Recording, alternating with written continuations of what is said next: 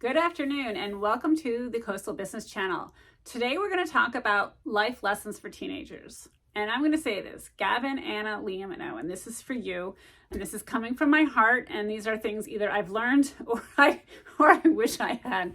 Because as you know, your mom is not perfect. She's totally fucked up. But she loves you. And she's a little weird, but that makes life fun too. So one of the things, my first life lesson, and it's not on my list, but I want you to, well, it is on my list, but it's somewhere in the middle, so we'll get to it later. But people are either going to judge you or they're not going to judge you. And there's nothing you can do about it. So if you sit in your life and you worry that, oh my God, my mom's making a YouTube video and she looks totally whacked. What the fuck if my friends see this? This is a disaster. And you worry about that, you're letting worry overtake you. And one, you're not living in the moment, but two, it might not even come to fruition. I mean, one, your friends might say, damn, your mom's so freaking cool. How awesome. I wish my mom did that. So that's totally going to happen. And all your friends are going to think I'm amazing. Or they're not, and they're going to sit at home and they're going to ridicule me and they're going to laugh at me. And maybe they do it in front of your face. Maybe they say, oh, Gavin, your mom's like totally whacked and warped. I feel so sorry for you that you got a freak for a mom. Guess what? I don't give a shit. I'm 52. I've lived my life. I have nothing to prove to a 15-year-old or a 25-year-old or even to another 52-year-old. I'm perfectly content with who I am and what I'm doing. And I recognize that I am not Chrissy Brinkley or whoever the hottest model, Kendall Jenner, Kyle Jenner, whatever her name is. I'm not her either, right? That's not who you were born from. So, or she's not your sister, your aunt or whatever. And that's okay. That doesn't mean that I have less happiness and joy in my life than any supermodel or any spokesperson or whoever it is you admire. I'm content who I am. I do make mistakes and I do get upset and I do get sad. But at the end of the day, everybody does. And when I recover from that, what I do to make myself happier, I am so thrilled with where I am today and yesterday and where I'm going to be tomorrow because I'm your mom and I love you. And that was like my life goal was to get married and have kids. And, I did that. And I honestly believe that I didn't necessarily need to get married. I'm not saying I don't love your father. I love your father. I love being married to him, but it's you kids. It's you kids that, really have brought a lot of joy and acceptance of myself to myself. And I know as a parent, I totally fuck up a lot of the times, but my love for you is pure. And I think you guys know that. I think you know that. But anyway, so that's one of the things on the list for teenagers, life lessons. I just fucked up. Life lessons is don't worry about what other people think. Really I know you're going to because everybody does. That's kind of how we're made. But try to, when you can, take a step back and just be happy with yourself and know, if you're doing things because you think it's right and you think you're being helpful, that's good. I will tell you, I have done things and said things to you guys that at the time I thought I was being helpful. And I definitely thought I was coming from a position of love. But on reflection, I realized wow, that was really bad. And I've apologized to you guys to that. So that's another life lesson. Again, I'm not going on order. And then I wrote down a list and I'm not going in order. But that's something else to learn is that you are going to make mistakes and you just apologize for it. Yes, I said that and I'm sorry. That was really hurtful. And I don't know what I was thinking. My intent wasn't to hurt you. My intent is never to hurt you guys. And, but yet I do, right? So that is human nature. Even the best people, if they can be honest with themselves, will say that they have done and said things that they wish they hadn't, that even though their intent was never to hurt anybody, or maybe, I know when I've gotten myself in trouble, let's say with Forestdale School and administration there, my intent is to protect you and to keep you guys safe and make sure that you're okay. And so I don't necessarily think about the message I was delivering to the administration there. And again, I'd have to tell you, sometimes I would say I don't really care how they took my delivery because my purpose is to protect you and make sure that you guys are okay. And with some crap that went on there, I don't think administration was really looking at things from the kids' perspective. the administration was looking at things from the town's perspective and the state's perspective. And if we find there's bullying, then we have to do this and this paperwork and that. So we're just going to pretend it doesn't happen. And it's not just Rumson, and it's not just Rumson's administration. It's pretty much probably every town in New Jersey and maybe every town across the country. I think I'm going to stop that because I can go on and on and on. So here are the life lessons for teenagers. Okay. So always be learning. And again, that's, I like to always be learning. That's hence the YouTube channel. It's something new for me to do. I'm learning a lot. I've learned a lot about keywords and hashtags and SEO. And then learn how to learn. I know when I need to learn things, I need to write it down. I actually have notes here. It's easier for me to learn things and remember things if I write them down. And I learned that through years of studying. So I'm going to put my sheet back so I can tell you. So always be learning and learn how to learn. My number 3, which we've always discussed, is ask for forgiveness. You are going to mess up. Everybody messes up, but just say you're sorry. It's much easier to say you're sorry. I hate my kids know this when they say, I didn't do it. I don't know what you're talking about, blah, blah, blah. I'm like, dude, how many times I told you I have an amazing memory? Like, just don't. Like, just stop. Just, I screwed up. It's much easier to move forward when someone says, I screwed up, and you move forward than the whole, like, I don't know what you're talking about. I didn't do it. So anyway, don't do that. Just say you're sorry. And then the 4th one I've already talked about is like, don't worry what others think. People are going to make fun of me. People are going to make fun of you. People suck. People are great. Just surround yourself with people that you think are great. And then focus on what you can control. So I guess in a sense, you guys would say it, I can control by not sending this video out into the YouTube world where billions of people could potentially see this. I'm okay with that. I don't care if someone in India or Hawaii or Bangladesh are sitting at home totally making fun of me. Perfectly fine. I'm make-a-funnable. Is that a word? I'm make-a-funnable. There we go. There's a new word. So if someone else has done something, you can do it too. So yeah, other people have made YouTube videos. Some people that I think are weird or unattractive or the content sucks, they've made videos and they're making a living off of YouTube. One guy puts a tripod in a driveway and then mows a lawn and literally just has the tripod from seeing him mow a lawn. And guess what? My husband watches it. Like, what the fuck? Like, seriously? Anyway, that's what he does. And he makes a lot of money off of mowing lawns and saying nothing. And you can't even see what his face looks like. Maybe at the beginning, I don't even know. I came in halfway. It's like an hour-long video, and my husband had it on like the whole time as he's like playing on his phone as like background music or whatever.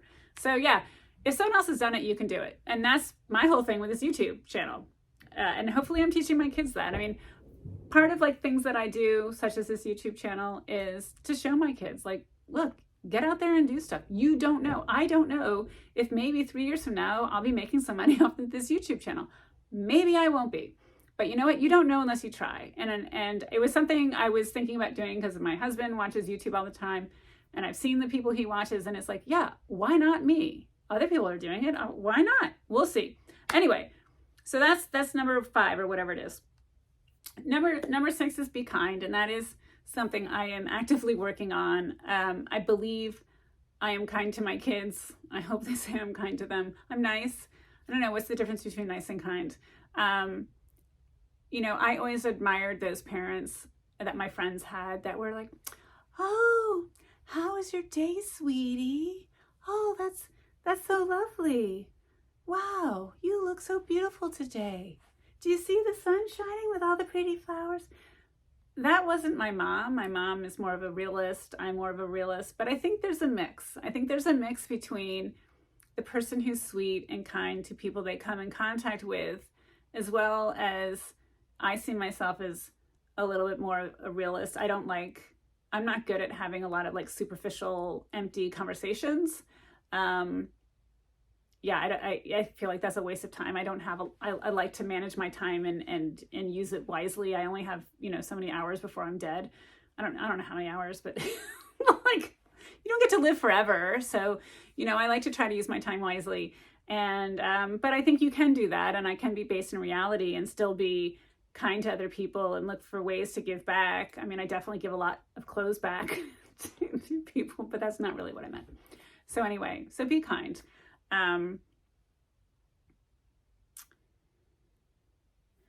This is a big one, and I would have to say that I probably didn't think this way, but you are not defined by your bank account, and you're not defined by your job, and you're not defined by your parents' bank account nor your parents' job.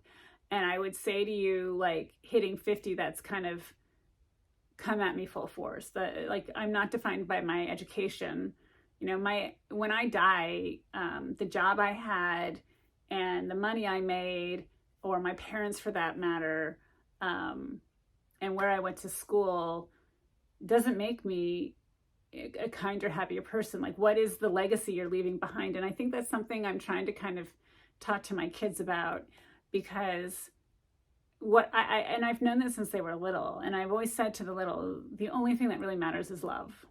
If I love my kids and I support my kids and I give my kids a really nice foundation to live their life off of, however they choose to live their life, then when they have kids or when they come in contact with other people, that foundation of love and support is going to help them with their kids in the next generation. And my kids are going to know how to create a foundation of love and support for their family because I taught it to them, or because, oh, I'm going to start crying, because I hope I taught it to them. So if you can do that, and then I can, die someday, hopefully not tomorrow, but knowing that my grandkids and my great-grandkids and my great-great-grandkids are going to do well because I've created this foundation of love and support with my kids that will take them places. And it's interesting because I just made a video about time management, and I was talking about how I manage my time, and that I have my kids, studying for the SATs because I want to help them get into good colleges. And I do know that what school you went to, other than it's being in your obituary, is really, and it helps you get jobs and it helps you get money. Like, I get it. It helps you with all those material things that you might need or want throughout your life to make your life a little bit easier. But ultimately, it's that love and strong foundation. And I feel that I know people that I feel like that's missing from. They missed it in their childhood, knowing that they were unconditionally loved. And you see how it plays out, and it plays out in interpersonal relationships big time. I mean, it definitely plays out in my interpersonal relationship.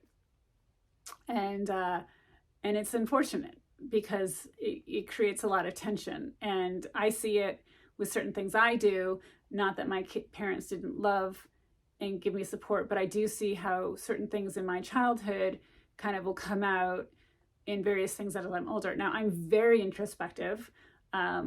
I feel like I know myself very, very well, flaws and all. And trust me, I've beaten myself up for my flaws. But I think, for my kids is knowing that, your job doesn't define you and your money doesn't define you. It's how you treat yourself, your spouse, your kids, your friends, and the people you come in contact with. And that's what's going to matter. That feeling of, love and support. I mean, I go to the grocery store and I don't necessarily sit there and I've got to compliment 3 people when I'm walking through the grocery store. But if I see someone and they have a pretty sweater on, or I like their boots, or gosh, this one checkout woman at ShopRite is so lovely, Deanne. I really like her a lot. And it's not Deanne, it's Janet. It's Janet. Sorry, Janet. And I always, she makes me feel good when I'm checking out of the grocery store. How would you, what a lovely person. What a lovely way. I've just gone in the grocery store. I'm lugging all this crap around. It always hurts my back to go grocery shopping because you're lifting up, taking off, putting, put it in the cart, put it on the conveyor belt, take it off the conveyor, into the cart, into the cart, into the car. It's just, usually by the time I leave the grocery store, I can't feel my left leg very well. Just because things from my spine, I would travel down to my leg and then I can't feel my leg. But anyway, Janet is so nice. And I was excited that I had her the second day or second grocery store visit in a row. So be kind to people. What money they have or what job they have is irrelevant as well. So it's irrelevant for you and it's irrelevant for other people, and just treat each other with kindness. It's nice. This one I'm very good at. It's execute and do. What do you want to do? What do my kids want to do? What do you're a teenager, you're a kid, what do you want them to do? But I don't care what career my kids have. I honestly don't. When I was talking to a friend of mine, I'm like, oh yeah, I think XYZ kid is probably going to end up in California, maybe Los Angeles, and try to get into the movie business or whatever. And my friend was like, you're going to let him? And it was like, that is weird. Like, of course, like, how am I not going to let him? It's his life, right? I didn't give birth to a child to control him. It might seem that way sometimes. Clean your room. But no, like, it's you. I gave birth to my kids because I wanted to have kids and I wanted the joy of watching them grow and learn and see what they can do. So he wants to go out to Los Angeles. I'm going to fully support him.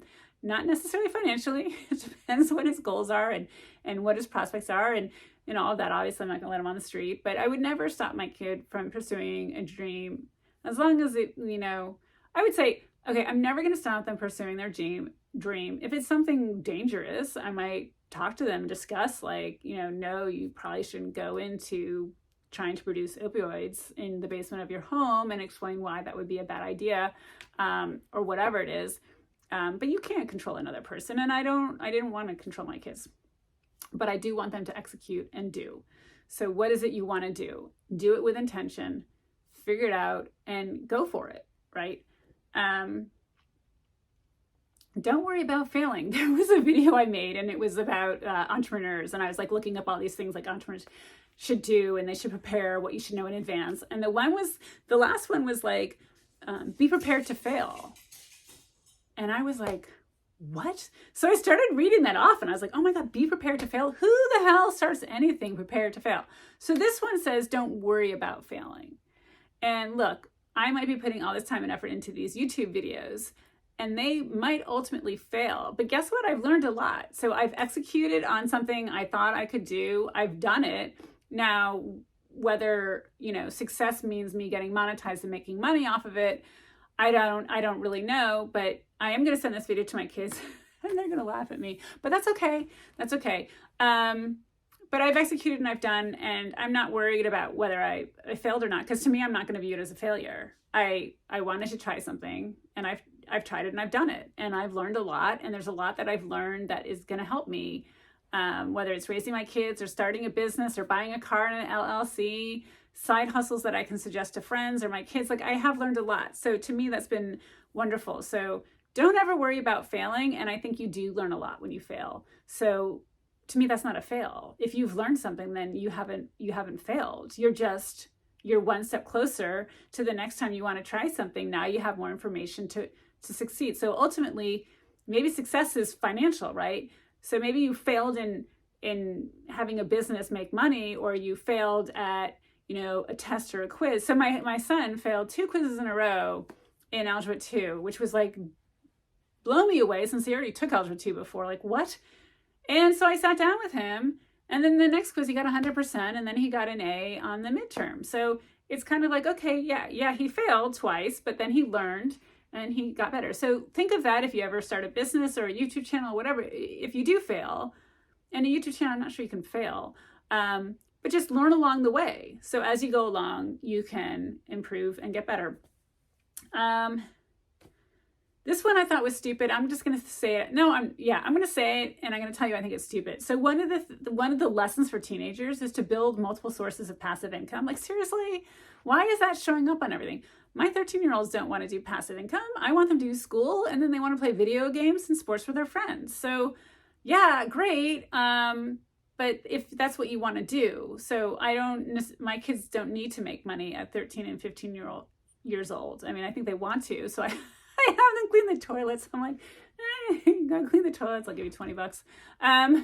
But it's, so that one I thought was kind of weird to be in there, because that we're not really talking like life lessons, build multiple sources of passive income. I think that's a great lesson. I think that's something good to know, but that to me is not a life lesson I'm going to pass on to my kids.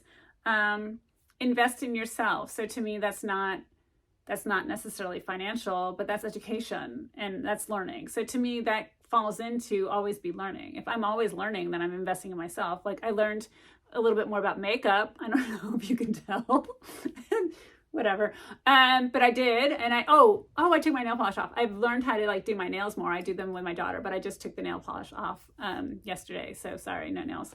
And then the other is, so these are kind of silly. The last one is, not the last one, but create a productivity stream. To me, that would be having a morning ritual. So by running every day, I'm getting more productive at running. I guess the productivity stream would be, I don't even know how I would classify that, because maybe it's like making these YouTube videos. I've got my method for making these videos. So I make all these videos at once, and then at night before I go to bed, I might edit 1 or 2 of them and kind of put them back on my queue. So that's like my productivity stream of like my method of how I do things, so I keep going. In the morning I have my ritual or my habits that get things done, like making coffee, and while the water's boiling, I feed the dogs, and then, whatever. So, but that's another one. And the last one is challenge yourself to grow. And again, that goes back, oh, it keeps going because I have a couple other things on this list, but that one goes back to continue to learn. If I'm learning, I'm growing, right? So number 1 is continue to learn. So continuing, trying to keep growing and learning, to me, are the same. Hold on a second.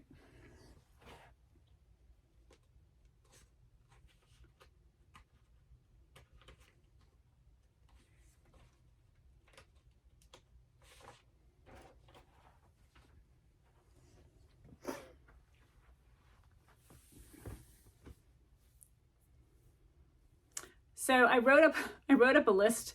I forgot how many were on this list, maybe 20. And I'm like reading it over as I'm doing this video. And I've like literally like, yeah, I don't want to say that. No, I don't want to say that. So I'm going to just jump to the last one. And I touched on this at the very beginning, and I want to end with this as well. For my kids, for all kids out there, I'm sorry if you were not born into a family full of love and a mother, whether it's COVID or famine, or you're someplace else in the world and your mother is not there to shower you with love. And I'm very sorry for that. I think love is the most important thing. I want all kids to feel loved. I want all people on the planet to feel love. I think if more people focused on love, we would have less war. I don't know what's going on with Putin, but if he focused more on love, the love that his mother gave him and the love that he gives, I know at least he has a daughter, I think there would be less war. What is his legacy? Putin's legacy is not love. It's, maybe there's going to be some people on the planet that look up to him when he passes away for all the destruction he did in the Ukraine. But I think if you want to get the admiration of people in the world, and if you want to build a strong world or a strong country or a strong town or a strong house and a strong family, it's love. And I know I don't always show that I recognize that is the most important thing. I know I don't, and I wish I did. I say it verbally to my kids, but I recognize that some of my actions when I get upset don't sound like love. And but that is the most important thing. And when I pass away, again, if it's tomorrow or a month from now, and maybe 30 years from now, if I'm lucky, I'm leaving behind love. And I hope in the next 30 years, or how much ever time I have, my kids will continue to know, and anything that would have them doubt my love for them kind of fades away. And yes, I like to be productive, and I like to be efficient, and I hate wasting time, and I don't like when people are inefficient with cleaning up after themselves or with their time, or when they choose not to study when they know they should study, and all those things drive me crazy. And maybe I get really mad because I know how great my kids are, and I know how much they can accomplish. And sometimes I get scared that they're not learning that, and I should be doing a better job of teaching them that, and teaching them to believe in themselves, and that if they do the work and they study hard, the grades will come. And it should be the doing the work and studying hard, and not so much the focus on the grades. But I know that my delivery isn't always one from a position of love. Even though any day of the week I will tell you my kids come first. And I've interviewed for jobs and I tell them my kids came first. That when I went to Morgan Stanley, I said my kids come first, the job is second. I've told clients that I don't for a second hesitate with saying that my kids come first. But sometimes I think the message that I give to my kids isn't that they come first. It might be my efficiency comes first, or cleaning up after yourself comes first, or what have you. But it is love. It is love. I feel like I'm in Bridgerton at the end of the movie. Although I've always been saying that since my kids were little, before Bridgerton existed. But that's the number one thing I think that teenagers should learn, and should know, and especially the teenage years that for me were really, really difficult. Having people tell me I look like a boy, or I am a boy, or whatever, writing in my yearbook really nasty things, my brother letting his friends beat me up and tease me, and Lord knows what else went on in my house. But I've managed my way through that, and I have my lovely family that I always desired, and I hope my kids know that love is the most important thing. Not money, not trips, not grades, not jobs, puppies maybe. Anyway, that is my list to teenagers, and hopefully teenagers throughout the world will see this and maybe get some from the other 18, 17 other things I said. But know, wherever you are in the world, if I would have the chance to meet you, that I would love you. And there are other people in the world that if they had the chance to meet you, they would love you too. And you are worthy of love.